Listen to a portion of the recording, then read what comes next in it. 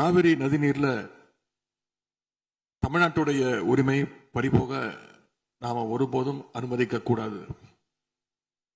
காவிரி நடுவர் மன்றம், காவிரி நடுவர் மன்ற இடைக்கால தீர்ப்பு, இறுதி தீர்ப்பு, உச்சநீதிமன்றத்துடைய இறுதி தீர்ப்பு, மேலாண்மை ஆணையம் உள்ளிட்ட அனைத்திற்கும் முத்தமிழர் கலைஞர் அவர்கள் முதலமைச்சராக இருந்தப்போ கழக அரசு எடுத்திருக்கக்கூடிய ஆக்கப்பூர்வமான நடவடிக்கைகள் தான் முழு காரணம். அதை இந்த அவையில் இருக்கக்கூடிய மூத்த உறுப்பினர்கள் அத்தனை பேரும் அறிவார்கள். ஒரு நீண்ட நெடிய சட்ட போராட்டம், அரசியல் போராட்டம் எல்லாத்தையும் நடத்தி தான் நாம காவிரி மீதான உரிமையை போராடித்தான் பெற்றிருக்கின்றோம். ஆனா அதை பறிக்கின்ற வகையில இன்றைக்கு கர்நாடக அரசு மேகதாதுல அணை கட்டுகின்ற முயற்சியில ஈடுபட்டு வருகின்றது. அந்த முயற்சியை அவங்க எடுத்த பொழுது அந்த சமயத்துல எங்க கூட்டணியில் இருக்கக்கூடிய அந்த கட்சி கர்நாடகாவில் ஆட்சியில் இருந்தாலும் அதை பத்தி எல்லாம் கவலைப்படாம மேகதாது அணை திட்டத்தை எங்களுடைய தலைவர் அப்போதைய முதலமைச்சர் திரு முத்துவேல் கருணாநிதி ஸ்டாலின் அவர்கள் கடுமையாக எதிர்த்தார்கள். இன்றைக்கு நம்முடைய மாண்பு முதலமைச்சர் அவர்கள் மேகதாது அணை கட்டும் கர்நாடகாவின் முயற்சிக்கு எதிராக இந்த தீர்மானத்தை இன்றைக்கு கொண்டு வந்திருக்கிறாங்க. இதை திராவிட முன்னேற்ற கழகம் சார்பாக நாங்கள் மனதார வரவேற்கின்றோம். மேகதாது அணை கட்ட நினைக்கின்ற கர்நாடக அரசுக்கு எதிராக எங்களுடைய தலைவர்கள், எங்களுடைய அரசு எடுத்த நடவடிக்கைகள் சிலவற்றை இன்ற ஆளுங்கட்சிக்கும் முதலமைச்சருக்கும் அவைக்கும் நான் நினைவுபடுத்த விரும்புகின்றேன். 2021 ஆண்டு மே மாசம் நாங்கள் ஆட்சிக்கு வந்தோம். ஆட்சிக்கு வந்த அடுத்த மாசமே, ஜூன் மாசமே மேகதாது அணை கட்ட அனுமதி அளிக்க கூடாதுன்னு எங்களுடைய தலைவர் அவர்கள் பிரதமருக்கு அன்றைக்கு கடிதம் எழுதினார். பிறகு அதே கருத்தை வலியுறுத்தி ஜூலை மாதத்துல ஒன்றிய ஜல்சக்தி துறை அமைச்சருக்கும் எங்களுடைய முதலமைச்சர் அவர்கள், எங்களுடைய தலைவர் அவர்கள் அன்றைக்கு ஒரு கடிதம் எழுதினார்கள். இதை அடுத்து அனைத்து சட்டமன்ற கட்சி தலைவர்கள் கூட்டத்தை கூட்டி எந்த காலத்திலும் அணையை கட்டக்கூடாது, அனுமதிக்க கூடாது என்ற தீர்மானத்தையும் நாங்கள் நிறைவேற்றினோம். ஜூலை மாதத்தில் மீண்டும் அதே ஒன்றிய அமைச்சர்கிட்ட நேரில் சென்றும் வலியுறுத்தி இருக்கிறோம். கடந்த 2022-23 ஆண்டு நிதியாண்டுல அணை கட்டுவதற்காக கர்நாடக அரசு 1000 கோடி ரூபாயை ஒதுக்கீடு செஞ்ச உடனே, இந்த விஷயம் தெரிஞ்ச உடனே இதே அவையில அதை கண்டிச்சு அரசினர் தனி தீர்மானத்தையும் எங்களுடைய அரசு அன்றைக்கு நிறைவேற்றுச்சு. அன்றைக்கு எங்களுடைய தலைவர் அவர்கள், முதலமைச்சர் அவர்கள் பேசும்போது சொன்னார், தமிழ்நாட்டின் உரிமையில நாம அனைவரும் ஒன்றுபட்டு நிற்போம் அப்படின்னு எங்களுடைய தலைவர் அன்றைக்கு இது அவையில குறிப்பிட்டு பேசியிருக்கிறார். மேகதாது அணை கட்டுறது பத்தின விரிவான திட்ட அறிக்கையை விவாதிக்கணும்னு காவிரி நதிநீர் மேலாண்மை ஆணைய கூட்டத்தில் கர்நாடக அரசும் ஒன்றிய அரசும் வச்ச அஜெண்டாவை நீக்க எங்க தலைவர் தலைமையிலான அரசு அன்றைக்கு கடுமையாக வலியுறுத்தியது. இதற்காக அன்றைய முதலமைச்சரான எங்களுடைய தலைவர் பிரதமருக்கு மீண்டும் ஒரு கடிதம் எழுதினார் ஜூலை மாதத்தில் 2022 ஆண்டு.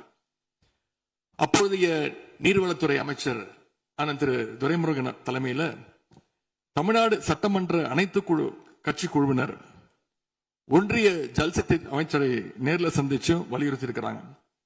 இப்படி நம்முடைய தொடர் எதிர்ப்பின் காரணமாகத்தான் மேகதாது அணையுடைய டீடைல்டு ப்ராஜெக்ட் ரிப்போர்ட் பிப்ரவரி மாதம் மத்திய நீர்வள ஆணையத்திற்கு மீண்டும் திருப்பி அனுப்பப்பட்டது.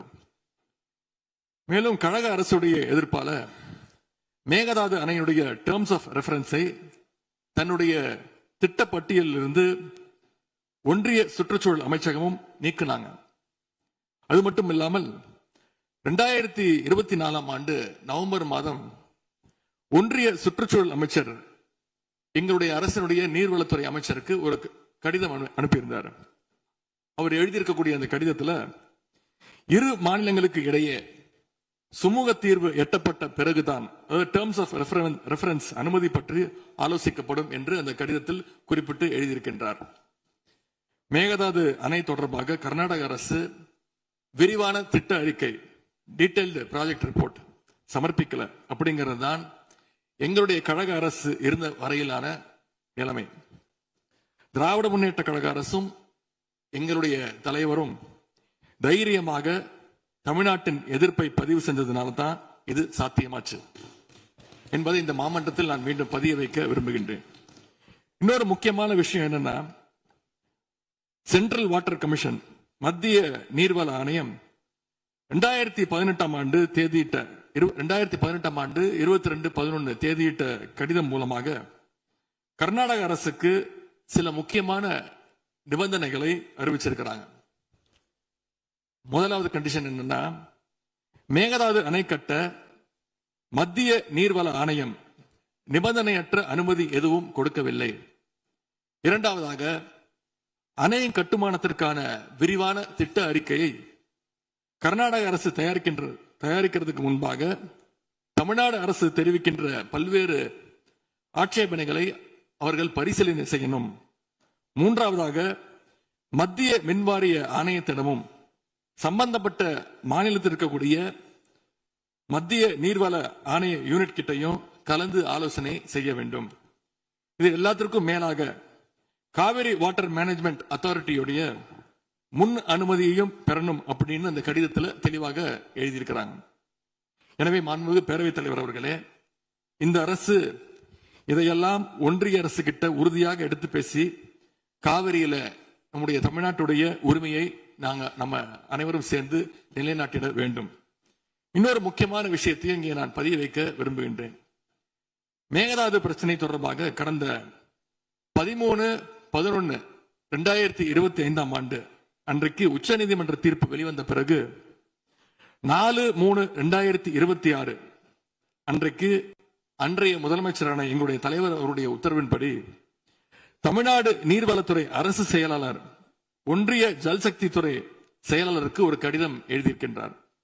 அந்த கடிதத்தில் கர்நாடக மாநிலத்துடைய மேகதாது அணை கட்டும் பிரச்சனை ஒரு நியூ டிஸ்பியூட் அப்படிங்கிறதுனால நதி நீர் தாவா சட்டம் 1956 படி the inter state river water disputes act 1956 அடிப்படையில் நடுவர் மன்றம் அமைக்கணும்னு ஒன்றிய அரசுக்கு கோரிக்கை வச்சிருந்திருக்கிறோம்.